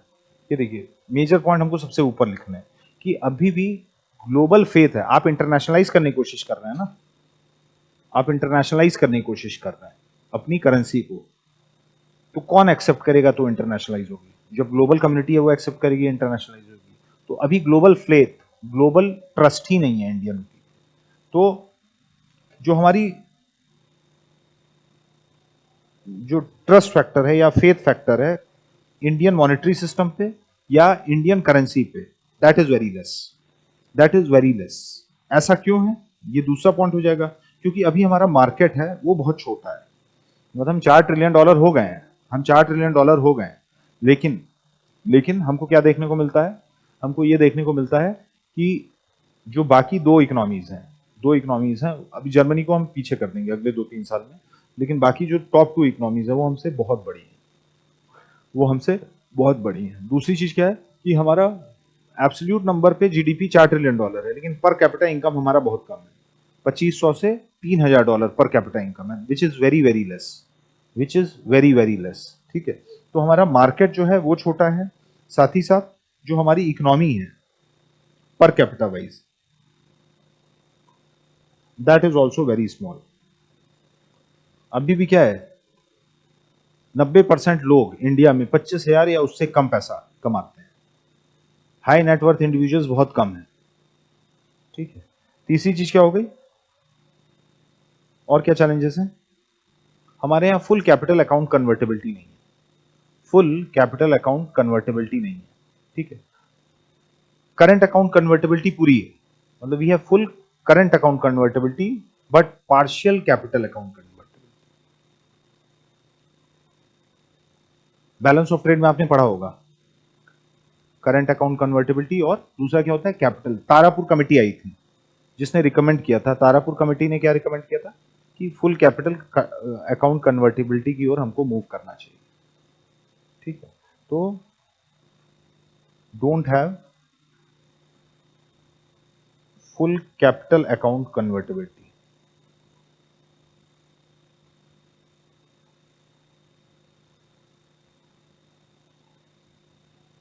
अब ये देखिए थोड़ा कॉम्प्लेक्स कॉन्सेप्ट है। ठीक है, जिन्होंने इकोनॉमी कर लिया है उनको समझ में आ जाएगा, लेकिन जिन्होंने नहीं किया वो पढ़ने के बाद समझ पाएंगे। तो बैलेंस ऑफ पेमेंट वाला जो चैप्टर है उसमें है ये बेसिकली। ठीक है, और बताइए, ग्लोबल यूसेज है वो बहुत कम है। ग्लोबल भाई, जब किसी लोगों के पास ऑप्शन है कि डॉलर है, यूरो है, तो रुपया क्यों रखेंगे, क्यों स्टॉक करेंगे? ठीक है, तो ग्लोबल यूसेज है वो बहुत कम है हमारे। ठीक है, तो ये कुछ चैलेंजेस हैं कि ट्रस्ट नहीं है, फेथ नहीं है, मार्केट इकोनॉमी जो है हमारी बहुत बड़ी नहीं है अभी, ग्लोबल यूसेज है वो भी अभी बहुत ज्यादा नहीं है। फिर क्या है, अभी भी इंडियन इकोनॉमी है वो पूरे तरीके से इंटरट्वाइंड नहीं है ग्लोबल इकोनॉमी के साथ। मतलब कहने का मतलब ये हो गया कि ठीक है, ग्लोबलाइजेशन, एलपीजी रिफॉर्म्स के बाद हम ग्लोबलाइजेशन की ओर बढ़े हैं, but we are not as integrated to the global economy as European countries are, as Japanese countries are.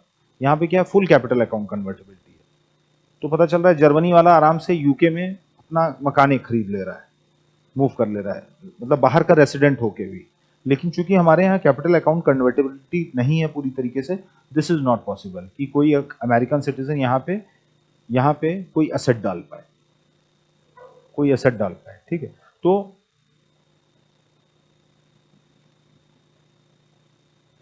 Not effectively integrated, not effectively integrated with global economy, with global economy.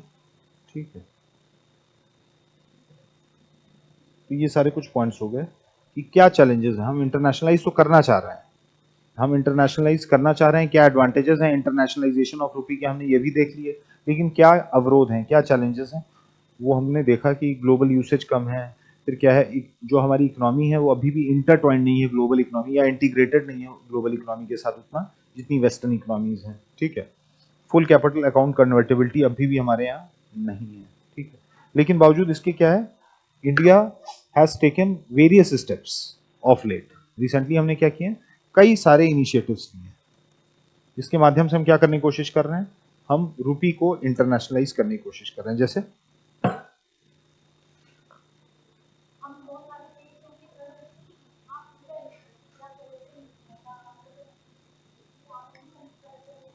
Forcing is a wrong word, forcing is a wrong word, हाँ, मतलब हाँ bilateral agreements कर रहे हैं। एक तो है internationalisation of रुपए, हाँ, इंटरनेशनलाइजेशन ऑफ यूपीआई। यूपीआई क्या है, यूनिफाइड पेमेंट इंटरफेस। ठीक है, यूपीआई को हम इंटर ऑपरेबल बना रहे हैं और आईएमपीएस के साथ, इंस्टेंट पेमेंट सिस्टम है और कंट्रीज के, उनके साथ इंटर ऑपरेबल। अभी क्या है, साउथ ईस्ट एशिया में भी यूपीआई चलने लगा है, मिडिल ईस्ट में भी यूपीआई चलने लगा है, तो ज्यादा से ज्यादा यूपीआई। अब जैसे आप दुबई घूमने जा रहे हैं तो यूपीआई के माध्यम से पेमेंट कर सकते हैं वहां के मॉल्स वगैरह में। So this has happened why, क्योंकि NPCI and government of India has taken various bilateral agreements के माध्यम से या निगोशिएशंस के माध्यम से हमने क्या किया, यूपीआई को इंटरनेशनलाइज करना शुरू कर दिया। तो रुपये का यूज है वो बढ़ जाएगा श्रीलंका में, साउथ ईस्ट एशियन कंट्रीज में, मिडिल ईस्ट में, जहां पर इंडियन डायस्पोरा ठीक ठाक है। ये कौन सी कंट्रीज है जहां ठीक ठाक इंडियन डायस्पोरा रहता है, काम करता है। ठीक है, तो इंटरनेशनलाइजेशन ऑफ यूपीआई हो गया। फिर हमने अपना खुद का एक पेमेंट गेटवे बना दिया। क्या है वो, we have our own payment gateway, RuPay. पहले क्या था, वीजा या मास्टर कार्ड लिखा रहता था ना, अब क्या है, अब RuPay credit card, RuPay debit card. तो रुपे क्या है, ये पेमेंट गेटवे है। पहले हम क्या कर रहे थे, बाहर के गेटवेज पे डिपेंडेंट थे, वीजा पे, मास्टर कार्ड, दोनों क्या है, अमेरिकन है। लेकिन अब हमने क्या किया, खुद का पेमेंट गेटवे है वो बना दिया है, और ये भी आपका तेजी से इंटरनेशनलाइज हो रहा है। So we what we are getting to see is incremental changes, धीरे धीरे मतलब हम आगे बढ़ रहे हैं। We are getting to see, मतलब ऐसा नहीं है कि एडहॉक एक अग्रीमेंट किया और आपका रुपी इंटरनेशनलाइज हो गया, लेकिन अलग अलग फ्रंट्स में हम अलग अलग काम कर रहे हैं। पेमेंट गेटवे, यूपीआई, मतलब जो अपना इंस्टेंट पेमेंट सिस्टम है उसको इंटरनेशनलाइज कर रहे हैं। खुद का पेमेंट गेटवे करके क्या किया हमने, वीजा और मास्टर कार्ड का ठीक ठाक इंडिया में मार्केट खा लिया है। अब क्या है, पहले इनको एक रॉयल्टी फीस देनी पड़ती थी मनी ट्रांसफर करने के लिए, अब हमको ये नहीं देना पड़ रहा है। तीसरी चीज क्या है, now we are entering into bilateral agreements. Bilateral agreements जो किस पे फोकस कर रही हैं, जो फोकस कर रही हैं trade settlement in local currencies, trade settlement in local currency. हम बात कर रहे हैं कि यार डॉलर को बाईपास किया जाए, डॉलर को बाईपास किया जाए और रुपए रूबल में, या ईरान से अभी सैंक्शन एम्बार्गो लगा हुआ है, लेकिन मैं एग्जांपल दे रहा हूं कि अलग अलग कंट्री से हम कोशिश कर रहे हैं कि हम लोकल करेंसीज में ट्रेड को सेटल करें। वो हमारा रुपया लें, हम उनकी जो लोकल करेंसी है वो लें। डॉलर पे जो सेलियंस है, जो रिलायंस है, वो हम खत्म करने की कोशिश कर रहे हैं। कैसे, द्विपक्षीय वार्ता के माध्यम से, बायलेटरल अग्रीमेंट्स के थ्रू। फिर क्या है, हमने वॉस्ट्रो अकाउंट, नॉस्ट्रो अकाउंट है वो खोला है, वॉस्ट्रो और नॉस्ट्रो अकाउंट से डील करना शुरू कर दिया। बायलेटरल एग्रीमेंट जो हो रहा है, ट्रेड सेटलमेंट कैसे होगा, तो we have started vostro nostro account opening in Indian territory and foreign territory. Vostro account, nostro account क्या होते हैं,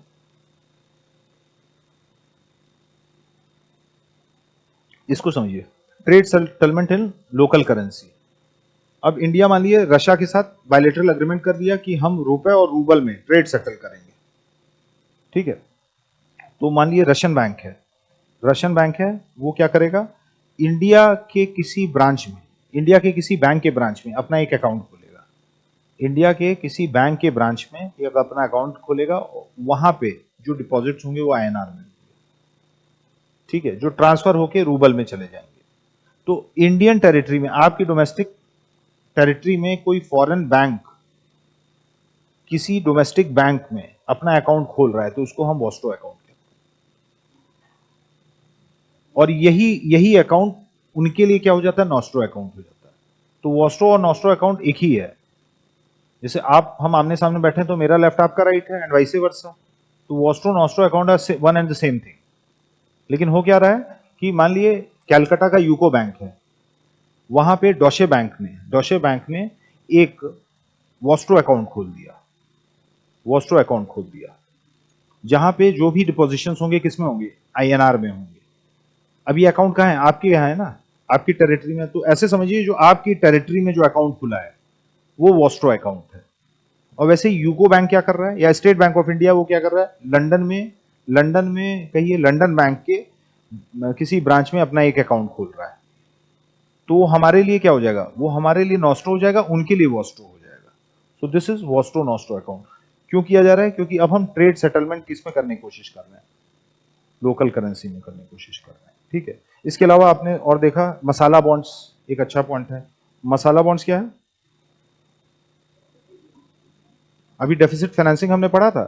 डेफिसिट फाइनेंसिंग क्यों की जाती है, फिस्कल डेफिसिट को ब्रिज करने के लिए। तो इसके माध्यम से गवर्नमेंट क्या करने की कोशिश करती है, ओवरसीज मतलब इंडिया में भी बॉन्ड्स इशू करके, गवर्नमेंट सिक्योरिटीज इशू करके पैसा बटोरने की कोशिश करती है। फॉरेन टेरिटरी में भी करती है, फॉरेन टेरिटरी में भी करती है। तो पहले कैसे करती थी, पहले इंडियन गवर्नमेंट अपनी सिक्योरिटीज है वो फ्लोट की, वो डॉलर में फ्लोट करती थी। ठीक है, डॉलर में पैसा है, इंडियन गवर्नमेंट सिक्योरिटी यूएस में खरीदेगा, किसमें, डॉलर में खरीदेगा। अब वो पैसा है वो पहले इंडिया आ रहा है, डॉलर को रुपी में कन्वर्ट किया जा रहा है, और फिर गवर्नमेंट जो है उसका इस्तेमाल कर रही है। इसको बाईपास करने के लिए मसाला बॉन्ड्स आ गए। मसाला बॉन्ड्स क्या होते हैं, रुपी डिनोमिनेटेड बॉन्ड्स होते हैं।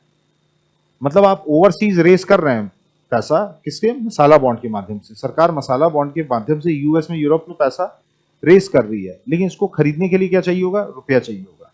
तो masala bond also in a way is internationalising rupee. और क्या है, अभी जो हमने स्विफ्ट सिस्टम का ऑल्टरनेट क्या देखा था, ब्रिक्स पे भी क्या कर रहा है, डॉलर पे जो सेलियंस है, या अमेरिकन फाइनेंशियल सिस्टम है उस पे जो सेलियंस है, उस पे जो रिलायंस है, उसको काट रहा है। तो ये सारे कुछ इनिशिएटिव्स हाल के वर्षों में लिए गए हैं, किसके द्वारा, भारत के द्वारा, जिसके माध्यम से हम क्या करने की कोशिश कर रहे हैं, रुपया को बहुत तेजी से इंटरनेशनलाइज करने की कोशिश कर रहे हैं। इंटरनेशनलाइजेशन ऑफ रुपी किसी एक सिंगल पॉलिसी या सिंगल इनिशिएटिव से नहीं हो सकता है, अलग अलग फ्रंट्स पे आपको काम करना पड़ेगा, बायलैटरल एग्रीमेंट्स करने पड़ेंगे, ट्रेड पैक्ट्स करने पड़ेंगे, आपको एफटीएस का पार्ट होना पड़ेगा, उसमें यूनिलेटरली या बायलेटरली कंट्रीज के साथ निगोशिएट करना पड़ेगा। जो आपके फॉरेन ऑफिसर्स हैं उनको भी क्या करना पड़ेगा, अलग अलग देशों के साथ निगोशिएट करके ये जो लोकल करेंसी में ट्रेड है उसके लिए अग्रीमेंट्स बनवाने पड़ेंगे। आपको यूपीआई या रुपए जैसे नए इनोवेशंस करने रहने होंगे। ठीक है, जिसके माध्यम से क्या हो, जिसके माध्यम से जो एक्सेप्टेंस है इंडियन फाइनेंशियल सिस्टम की, जैसे अभी अमेरिकन फाइनेंशियल सिस्टम की एक्सेप्टेंस ग्लोबली सबसे ज्यादा है, उतनी चाइनीज की नहीं है, ना हो सकती है नियर फ्यूचर में। लेकिन अमेरिकन सिस्टम में क्या है, अमेरिकन सिस्टम में लोगों का फेथ है, लोग वीजा मास्टर कार्ड यूज करने से डरते नहीं है। लेकिन चाइनीज गेटवे आ जाए तो क्या होगा, आप एक बार झिझकेंगे। जैसे टिकटॉक सरकार ने बैन किया, लेकिन ट्विटर नहीं बैन किया, क्योंकि गवर्नमेंट को लगता था कि भाई ये डेटा जो है हमारा वो चाइनीज गलत तरीके से इस्तेमाल कर सकते हैं। ठीक है, so internationalisation of rupee is not a single policy initiative, आपको मल्टीपल फ्रंट्स पे साइमल्टेनियसली काम करना पड़ेगा। एक क्वेश्चन ले लीजिए,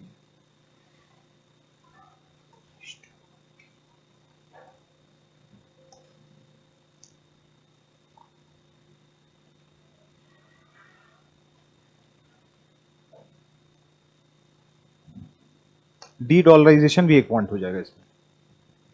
डी डॉलराइजेशन, डी डॉलराइजेशन भी क्या कर रहा है, जो सिस्टम आपका डॉलराइज हो गया उसको डी डॉलराइज कर रहे हैं, यानी कोई नई करेंसी आएगी, नई करेंसी आप क्या घुसाएंगे, इंडियन रुपी जो है उसको घुसाएंगे। तो dedollarization is also a concerted initiative of India.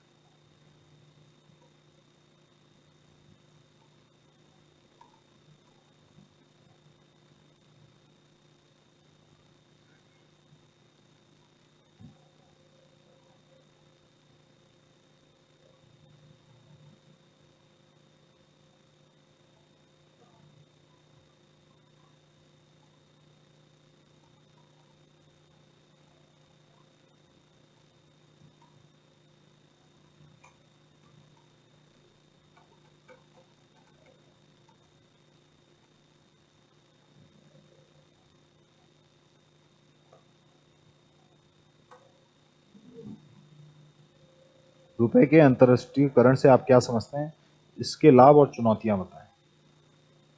ठीक है,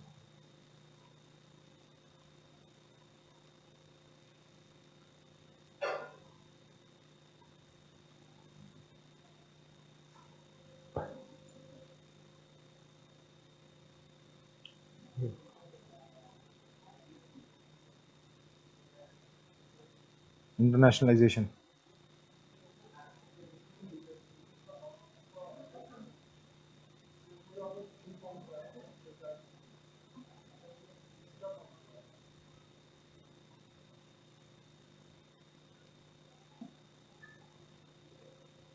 कौन सा फ्लो चार्ट, कौन सा बताया था? एक्सेप्टेबिलिटी, यूजेबिलिटी, एक्सेसिबिलिटी, एक्सेप्टेबिलिटी, दो अलग अलग चीजें।